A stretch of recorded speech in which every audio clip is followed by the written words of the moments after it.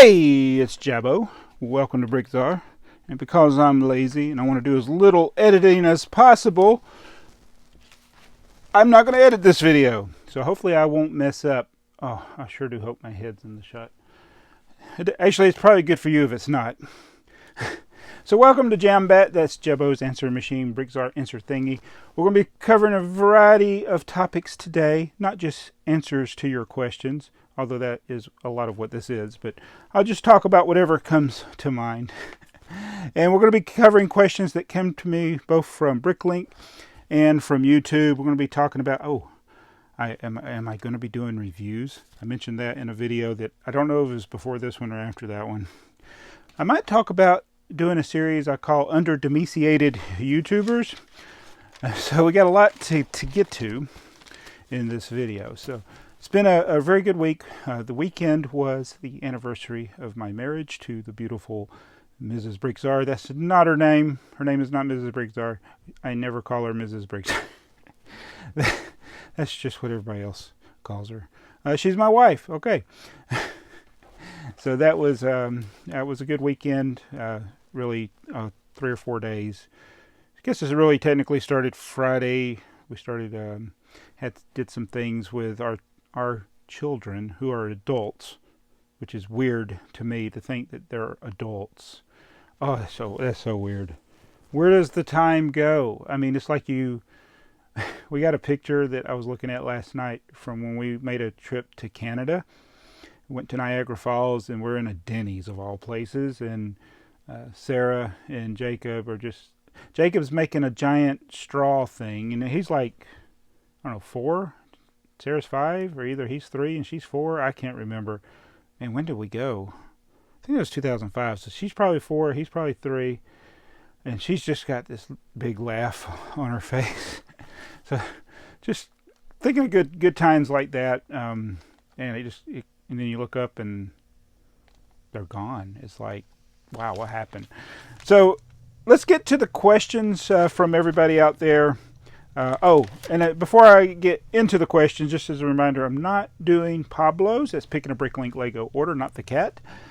Yeah, I just not going to be doing PABLOs. I did film a couple of them again. I don't think that everybody that asks watches all the videos, so they don't know that I'm begging people not to ask. Please don't. And I do appreciate the orders, so I never want to not do that when people ask, because I appreciate the orders as well. I can't really find the time. I did happen to have the time this week because I took some days off from work because I needed a break, because it's been crazy the last couple of months, and then we kind of had a slow period. So around my anniversary, I decided to take a few extra off days. All right, so let's get to the questions. And the first one comes from Bricklink, from somebody who's bought from us quite a few times now, Martin Ferret, who also has a YouTube channel. He does art and things like that. But he asked, what is your connection affiliation with Circle K? And I couldn't find my Circle K shirt that was sent to us by a viewer.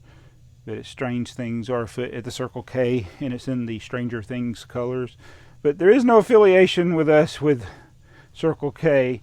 It is totally a Bill and Ted reference. So that quote from Bill and Ted's Excellent Adventure, strange things are afoot at the Circle K. So, and I happened to get a Circle K sign at an antique store. I talked the guy down that was selling it, and I'm like, nobody else is going to want this Circle K sign. So that's over there in the Bricklink store. I need to turn that light on more often. I'm trying to conserve it. I think it's an incandescent bulb in there, and I don't want it to burn up, and then I have to open it up and replace it. But yeah, no affiliation with Circle K. I just like Bill and Ted. It's my favorite movie, and that's a reference from the movie. All right, the next question, also from Bricklink, comes from Hunger for Lego. And it's not really it was a question, but it really wasn't a BrickTsar Answer Thingy question. But he asked about an M-Tron set, which we do have all of the sets that were M-Tron. There's also another one, 6862, which was a mail-in offer to get an instruction manual where you could combine parts from, I think, 3 different sets to make another one. And that 6862 was never a box set. It was just an instruction sheet that you mailed in to get. And I wish I had the original instruction sheet for that. That's the rarest M-Tron instruction manual to make 6862. But he was looking for set 1478, which I was like, why can't he find it? And then I did the same thing. I searched Bricklink and I searched eBay. There's nobody selling 1478 with the instructions. There's people selling it where they just piece together the set because it's a really small set. There's people, but nobody on eBay. Nobody on eBay. Nobody has the instructions. I'm like, how is that even possible? And that set was also included in a 5-pack, which Lego did a lot of these multi-packs where it combined a bunch of different themes. And I think that one, I forget the number. 1476, I think, is the multi-pack, but it's got like 2 space sets, a castle set, a pirate set, a city set, or town set, or whatever it is at that time. I think it's probably from the 90s. Yeah, because M-Tron is from the mid-90s. And they did that a lot, because I remember buying those packs. In fact, I even had that pack because I collected Castle in Space. So at one point I had that sealed and I sold it. And I'm being that nobody has it for sale right now, because that's the other thing we did. We looked at the 5-pack to see if anybody's selling the 5-pack. Nobody's selling the 5-pack. I'm like, oh, I wonder what that thing would be worth right now sealed. And I think I sold mine sealed. Oh well, but 1478. So any of you out there find somebody selling 1478 instructions, not the set, well, even if you find the set, let me know. It's just interesting, odd to me that one is all of a sudden so rare that nobody even has it listed on Bricklink or eBay right now. I do have the instruction manual. I had to go back and look at my own videos to see. I put all the M-Tron stuff in a box all by itself, which I never did a video on that of. But wow, it just shows you how sometimes things that you take for granted, don't think nothing much about it, all of a sudden they're rare. And how many things do you have that become rare and you didn't even realize it? All right, the next question is from Artem2000, and he asks, how often do you make bulk orders? And I really don't know what a bulk order is. I'm assuming that's where people buy lots of quantity, which I think that is what most of the Bricklink orders are, although we do get the occasional one. They want this figure, and that figure. I mean, 3 items in an order. It's usually minifigures, usually not individual pieces, but most of my orders, I would say, are bulk orders, just people buying quantity of different parts. And then what is the average cost of regular orders? I don't know that. I see other Bricklinkers that do YouTube videos, like Another Brick in the Bucket and Pop's Block Shop and Ralph's Bricks. You know, they can do what their average per order is. I've not done that. I think I have to download it to Excel, which I don't have right now. I used to have it. The other computer died, so I don't have Excel right now. And I think you can add it up, because I haven't figured out how to do it from Bricklink. I can download all my orders. I can individually count them, but I don't know how to just like, okay, I did 200 orders. The average price is, but I'm guessing that the average price is around $25 per order. I'm guessing because I get a lot of orders under 25. My store minimum is 10, so most orders are over 10. And then we get, the $100 and up orders. I think the average is probably around 25. I have no idea. I can tell you how much I have sold, the gross amount and things like that, but I can't, as far as per order, I haven't calculated it. And personally, I don't need to calculate it, because for tax purposes, it's just how much you sold, how much you spent, those types. I mean, making it ultra simple. I spent this much. I sold this much. What's the difference in there? All right. So here's another question from Bricks Outside the Box. And I actually didn't know the answer, and I Googled it, and I hope it's right. But his question is, why is the 1x1 with 4 studs called a Travis brick? Are other snots also called Travis bricks? And so I had to Google it. So I'm trusting the internet to be correct. And the first time I ever heard this mentioned was Bricks on the Dollar, Clutch. From Bricks on the Dollar, he called it a Travis brick, and everybody else I've heard calls it a Travis brick, and I'm like, okay, I'll call it a Travis brick. That's easier to say than 1x1 with 4 studs on each side, or whatever it is called. But it turns out, according to the internet, It's Travis Kuntz is a space mock builder who liked it so much that he got a tattoo of it. It's kind of a silly reason to call it a Travis brick, but apparently that is what it is. So who knew? Or is that true? I don't know. But we'll go with that. How about that? All right, the next question is from Rick S. And he asked, do you know Lego sets that contain both old and new gray parts? And he says he knows at least of one. And I think the one, I'm going to say the one that he is saying is the UCS Imperial Star Destroyer.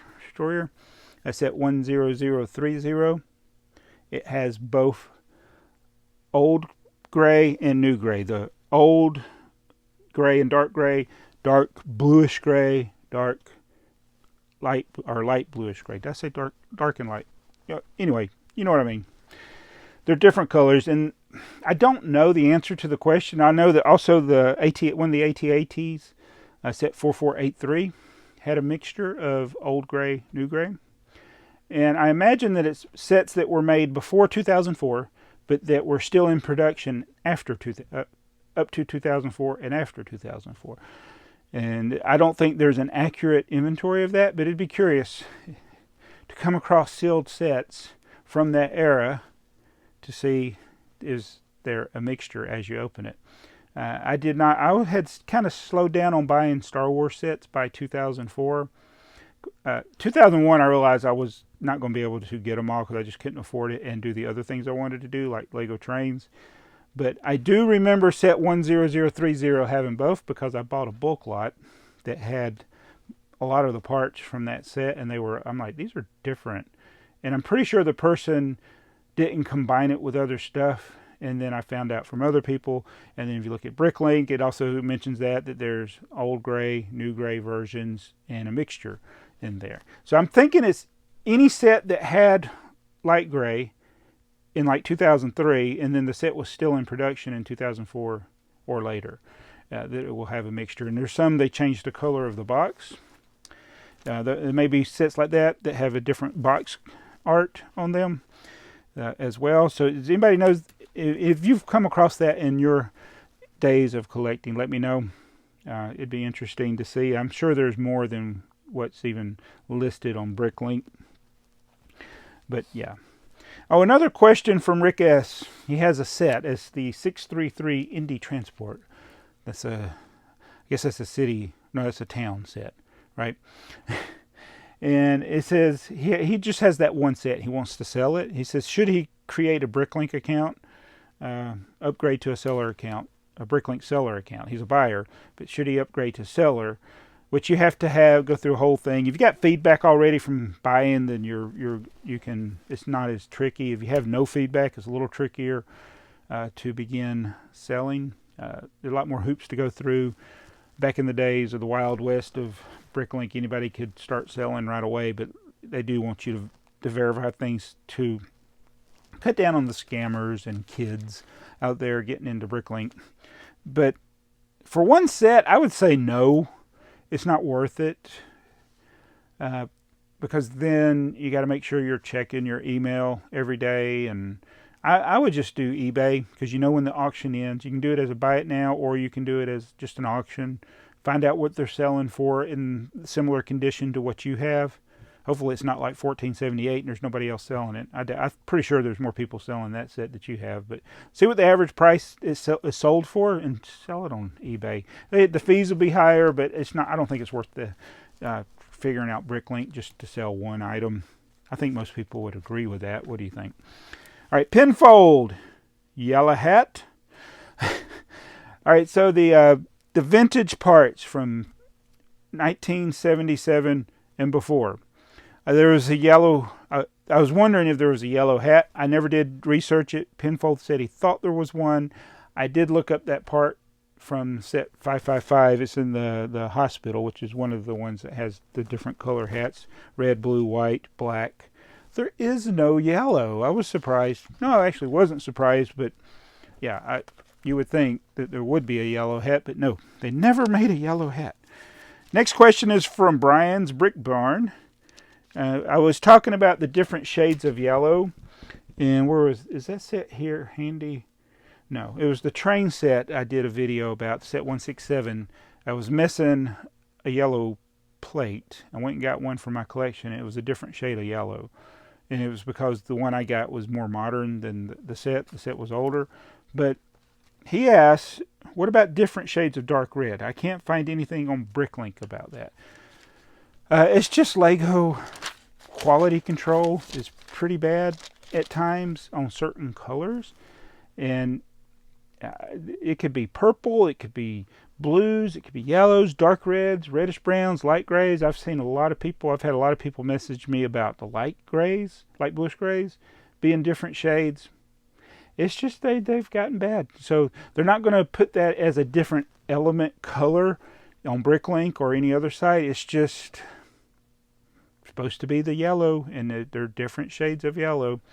And that's why you also got to be careful about the people selling the like the 2x4 bricks. I collect those in the different colors. People will actually list the different shades of the same color, and I'm like, it's just really a bad production, or it's the quality control wasn't there. It's not really not really supposed to be a different shade of yellow. Okay, what else am I going to talk about? So that covered most of the BrickTsar Answer Thingy questions. I want to talk about some other things here briefly. One is I'm very happy that we're starting to get sets from... oh, I forgot to do Mardi Gras Man's question. Yes. Yeah, Mardi Gras Man asked a question. So I got this Homemaker set. This set 266, the children's room, from the early 70s. Mardi Gras Man says, are you liking just one Homemaker set, and how many Fabuland sets do you need? So, as I've mentioned quite often here recently, I'm working on completing all of the Homemaker sets. I do need at least 3. 2 of them are small. 1 of them is larger. I can't remember the numbers. One is a dining room set. One is, I think, you know what? I don't even remember. And I got 3 or 4 of them that are coming from Europe right now. So I've ordered some. They haven't come yet. And then there's, outside of those, there's, I think, 3 that I need to make. 2 of them I can piece together. Actually, 3 of them I'm going to be oh yeah, one of them's this one. Where is it? It's another children's room. Set 262. I'm just going to piece that one together. So counting that and the other 2, there's 3 I need to piece together. And then 3 or so that I've ordered from eBay or Bricklink, and I'm waiting on them to come. And then, so I'll get, once I get those orders that I've already placed that come in, I'll do an update of where I'm at. I gotta find some of them. I know they're in here in the collection. I think some are in the P boxes. I'm just looking around. There's a few of them. I gotta get them all together, and then we'll do a video. Once I get all of them, there'll be the epic complete Homemaker collection video. That's sad. And as far as the Fabuland, I probably only got like 35% of the Fabuland sets. There's over 100.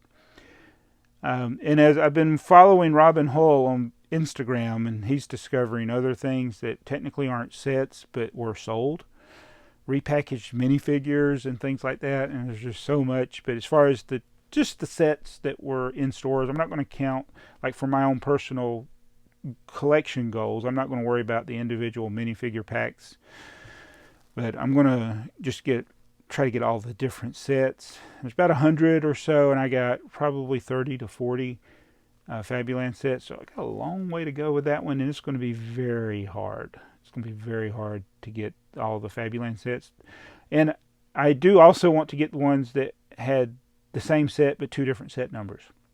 So I guess you could probably eliminate 30 or more sets, just the duplicates that are the same set but a different set number.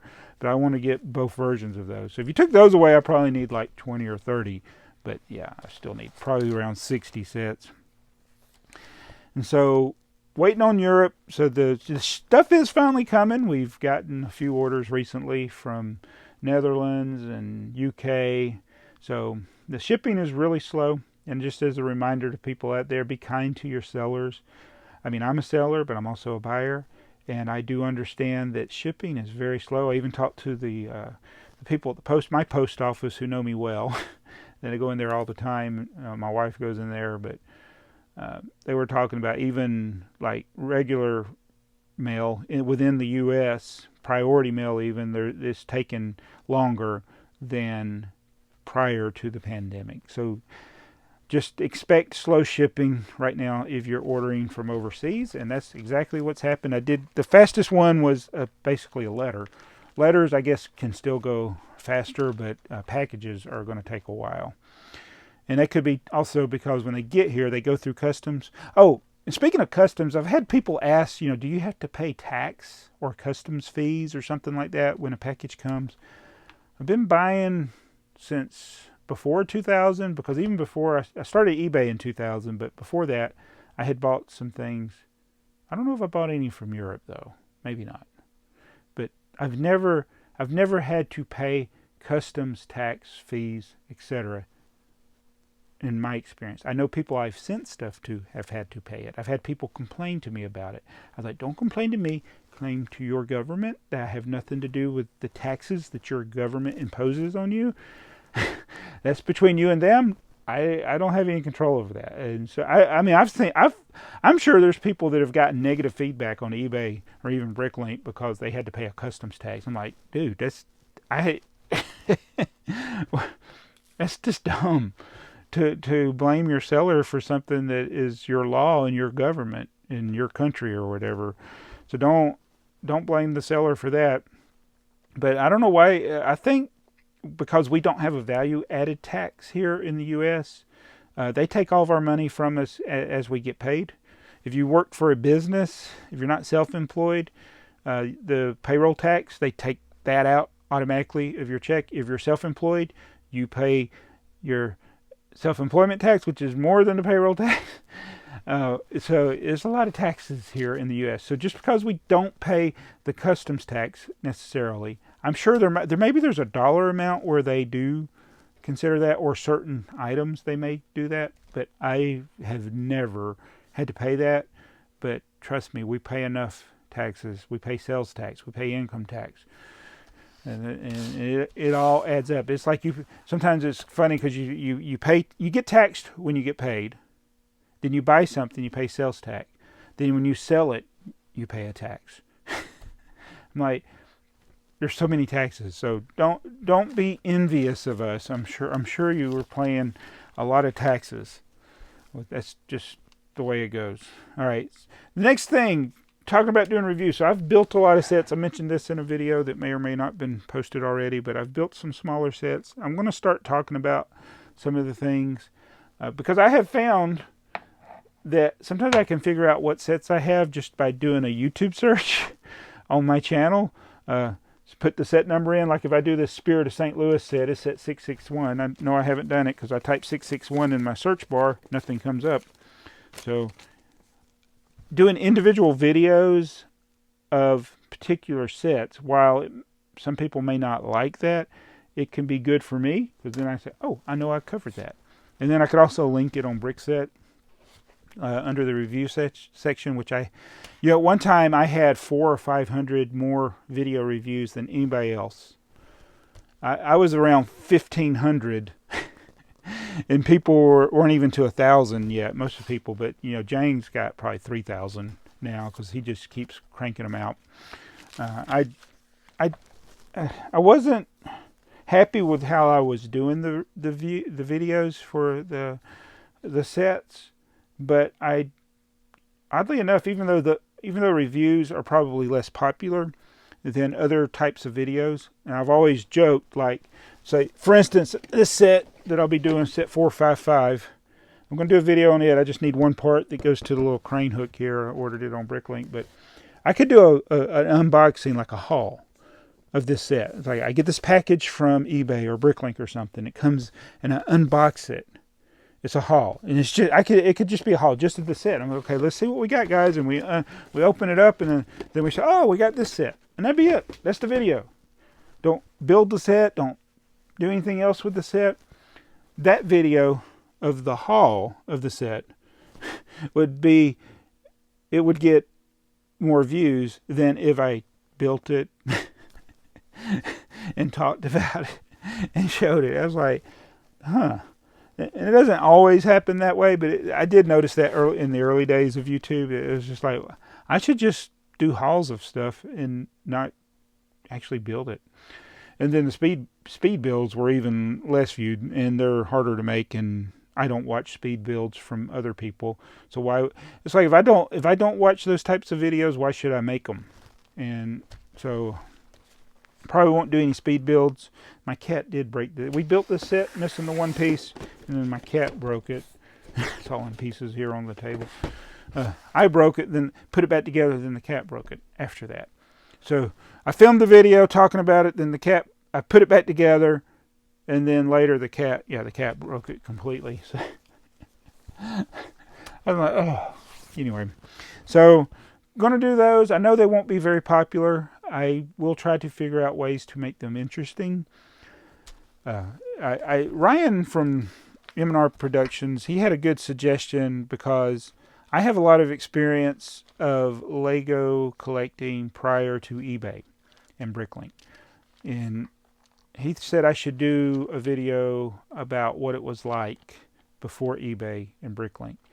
And I thought I could do that with some of these sets, because, for instance, this set 661, while I would have likely seen it in the stores when it was available, I didn't buy it then, and then later it's not available. How do you get it? Now it's easy to get it. Today it's easy to go get one. It doesn't even really cost that much. I think you can get it probably for, well, no, you can't get it for less than what it sold in the stores, but it's no problem to get it today. But there was a 20-year plus period where it was virtually impossible to get it. Think about that. So, set came out, I don't know, when did this set come out? It had to be the 70s. What's the date on this thing? I'm looking, 1976.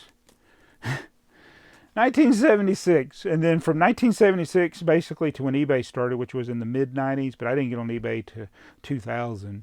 So there was about a 25 or 23 or 24 year period where, for me personally, it'd been impossible to find that set. And then at least 20 years for everybody else, unless you find it at a yard sale. And now it's easy. It's just weird. So I think I will do something like that. It's going to be a video that may take a lot of time to make. I want to actually go back to my original house.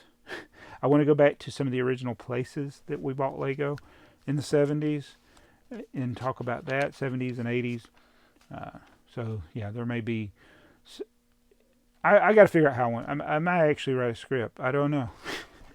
But yeah, I'm going to do more videos talking about Lego sets and maybe my history with them. Why did I buy them? Why do I collect these things? Because people want to know. Well, actually, probably nobody wants to know, but I'll probably do it anyway. All right, and then the last thing, as far as ideas I had, is talking about under-domesticated YouTubers. I've really enjoyed the series from the one and only Doc Samson. He's talking about YouTube from his point of view, and he just talks about different things, and he gets on a lot of live streams, and he'll take an excerpt from a live stream, something that was funny or controversial. He's just being silly, and he'll talk about it, and it's so funny because he's funny. Doc Samson's funny. I personally, I'm not on a lot of live streams because that's not just the hangout thing is not something that I usually have time for. I've been on a few. I do watch excerpts of them, and some that are filmed in such a way that they're rewatchable. I will watch those sometimes or listen to them at work. But I tell you the reason that I don't usually rewatch live streams, a lot of people don't rewatch live streams, is because usually people are doing something during the live stream, and if I'm like, I'll put on one and listen to it. So I'm not watching it, because I'll listen like you listen to the radio. Like I'm driving down the road, so you can't watch it, but I can listen to it. But if I hear just a rattling of pieces over and over again, I'm like, I can't listen to this. So that's why I end up a lot of times not watching or listening to live streams after the fact. because it's too much rattling of pieces. But if it's a live stream where people are just talking, and there could be 2 or 3 or 4 people, and they're just talking, and they got topics that they're talking about, there's the back and forth, even if they're talking over each other sometimes, those are watchable, because then there's not all that ancillary, whatever the word is, noise of the rattling of the pieces, or the periods of time where people aren't talking. And again, listen, I'm not saying that those videos are bad, that you shouldn't make those videos, but the hangout, if you're just hanging out with your friends and talking, I've done them. I've done those videos. There's nothing wrong with that. It's just, those aren't the kind of videos I watched after the fact, and I think everybody understands that those are just hangouts. A lot of times people just private them when they're done anyway, because the whole purpose of the live stream was to hang out with your friends. Maybe I need more friends. I don't know. But anyway, I like the videos that are rewatchable. So as far as they're digestible as after the fact. But anyway, where was I going with this? Anyway, Doc Samson, he's done some good series talking about things that he's watched. And it actually has given me a reason to go back and sometimes look at these live streams that I probably otherwise wouldn't have looked at. So good. And I have done that on a couple of them when he's covered some things. I've gone back and looked at a live stream that I probably wouldn't have looked at. So that's a good idea, Doc, and keep it up. I like what you're doing with that. So he's one of my under-domesticated YouTubers, and I got others. I thought about doing a series where I talk about different YouTubers like that are doing stuff that maybe more people would benefit from seeing. I know that I am entertained by that. And again, I don't watch every video, but I do catch those little updates that Doc Samson does. And I got a couple others. I actually made a list here, but I'm not going to do it right now because I'm thinking maybe this is a segment I could include in my videos, maybe at the end of videos. I don't want to do just a dedicated video where we're going to talk about Doc Samson. I did videos like that in the early days. We called it Featured Friday, where I would feature different YouTubers, and sometimes they would gain a bunch of subscribers. I don't have that impact now. It's funny how in the early days of YouTube, I remember when Your Creative Friends, Chad, did a video, because he was doing this minifigure thing where people send him a minifigure map, and then he put it on the map, and that kind of got overwhelming, and he stopped that. But when I sent him my minifigure, he did a dedicated video just for that, because he thought it was neat what I sent him, and I didn't want anything in return when I sent it to him. Because I think he was trying to do an exchange, like you send him a figure, he send you a poly bag or something. And I don't think he anticipated how popular that series got. But anyway, when he did that, I think I gained it was more subscribers than I had ever gained in a day. It was 30 or more subscribers, I think. I think I was around 100 subscribers when that happened, and I was over 130 after he did the video. So that was pretty exciting in the early days of YouTube. And he probably only had 2,000 or 3,000 subscribers himself. But that was just, I remember that. And then when I would do the Feature Friday, initially you could do a video and then somebody could go from 10 subscribers to 50, boom, like that. But now it's just there's so many people making videos. It's and even though I have 50-something thousand subscribers, it's I don't have that. I feel like I had more, I don't know what the word is I'm looking for, but when I had 4,000 or 5,000 subscribers, I think I had more authority. Not authority, that's not the word, but it's if I did a video about something, people went and checked it out. If I did a video about another channel, people went and checked it out. I just don't know if I have that kind of influence. Oh yeah, that's the word, influence. I don't know, even with 56,000 subscribers, I don't know if I'm that big an influencer, because of those 56,000, probably only about 1,000 to 2,000 are regular viewers that watch a video at least once a month, and even less watch every week. So yeah, the power of putting something out there, I just don't know if I personally have it. But I still would like to mention some of these channels that I come across or that I watch. And I know a lot of things that I watch on YouTube aren't what other people might consider to be entertaining to them, but you know, as Doc Sampson said, it's for YouTube from his point of view. So, and I don't want to copy. I don't want to be like I'm copying Doc. So I would never do a video like that, like he does. His are very entertaining. I just thought I would include a segment talking about ones like Doc that are good YouTubers. All right, so that's where I'm going to end this video. It's more of a question and answer. Hopefully we'll get They Might Be Bricks back with us, because I think that's what people want to see, sadly, for me. No, I'm just kidding. I do, the interaction with him is better for these types of videos, because he comes up with things that I'm not thinking of, and getting his point of view on things is better for the discussion. So hopefully that will work out. But again, he's a busy young man. He works full time.